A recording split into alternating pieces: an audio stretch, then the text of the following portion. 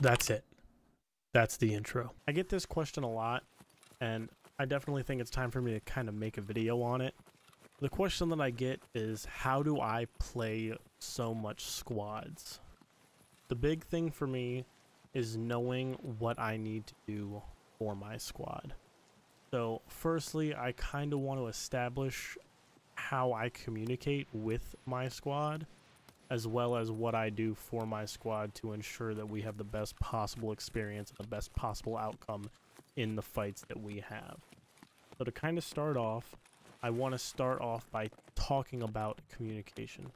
And firstly, I want to say, with communication, you need to be precise and to the point. You don't want to be long and drawn out. You don't want to say, okay guys, I'm going to go to the marked room, and then I'm going to go to the first floor, and then after I go to the first floor, I'm going to go to the roof. Okay guys, that's what I'm going to do. What you want to say is, I'm going to marked, then the roof. That's it. That's all you want to say.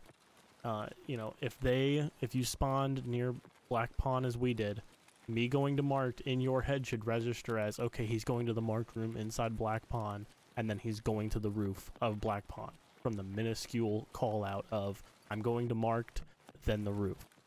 So you should kind of know, okay, that's what's going to happen.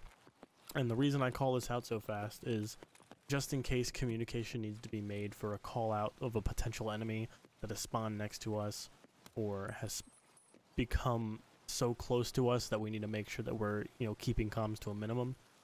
That's what I am doing. That is what I'm preparing for.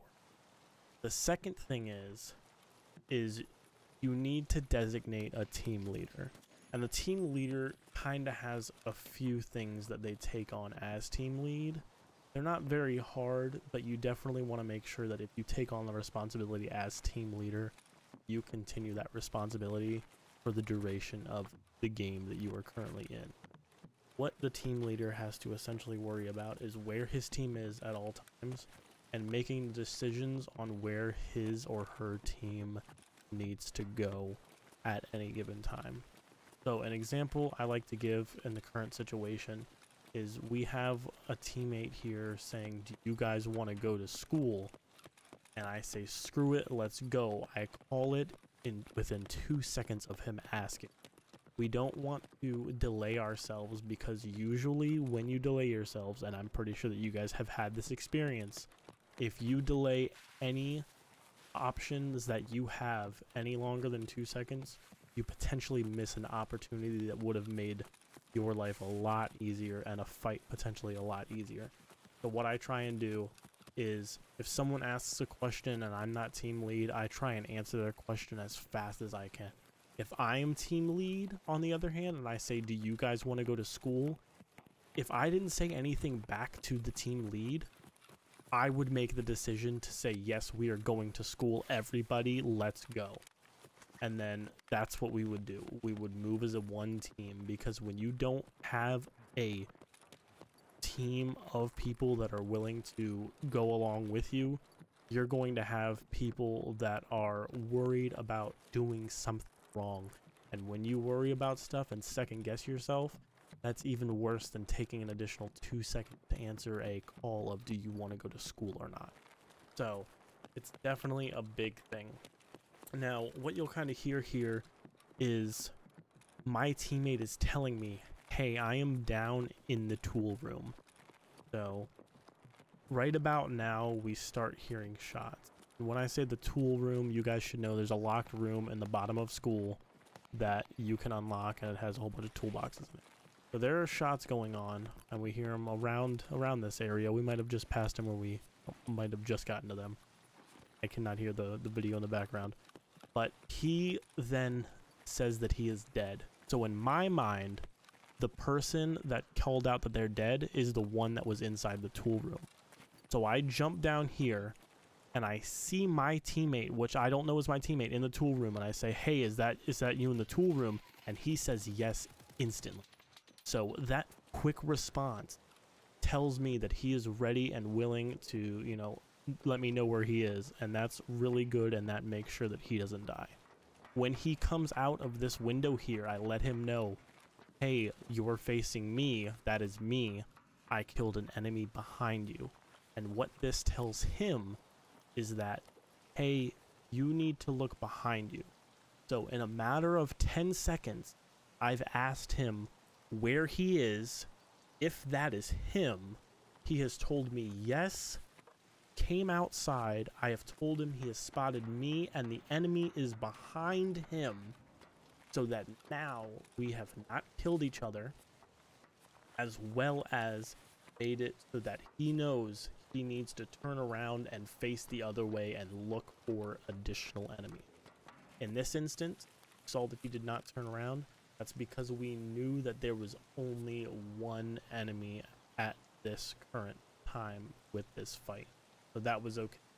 You want to make sure that when you take an enemy out, you guys are regrouping, let them know that the enemy was killed at specified location, so that they can be prepared from any way that they're going to be coming from to take out any additional enemies. When you're doing that, say I'm coming, I was going to come out that window and say, hey, I'm coming out the window towards that enemy, where that enemy was sitting. If you were coming out the window that enemy came out of, say, hey, I'm coming out that window that the enemy was just killed at, and let them know that that's you. So it's really, really big to have a leader, quick communication, and definitely detailed but to the point communication. Again, what I mean by that is I'm going to marked room and then the roof. So that being said, that tells you that I'm going to the marked room of Black Pawn, and then I'm going to the roof of Black Pawn. I don't need to say, hey, I'm going to the marked room in Black Pawn and then I'm going to the roof of Black Pawn. That is a lot of time that they could be listening for other potential enemies or shots. So these are just kind of the tips that I wanted to give you guys, and kind of the mindset that I stick to when I play in a lot of these squads.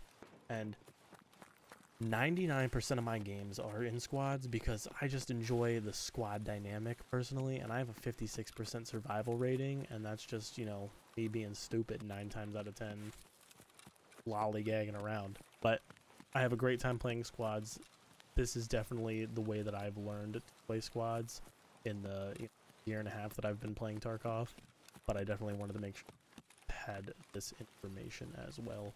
I definitely hope that it helps you guys in your squad endeavors in Escape from Tarkov. I definitely know that there can be a lot of people that are not the best at squads, and I definitely hope this video gets around people that definitely need the right way to make call-outs, kind of the right way to lead the group. If you feel that I left anything out in this video, definitely make sure to leave a comment below.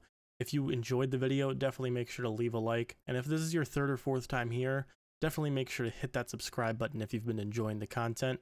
I want to thank you for watching, and I'll see you on the next one.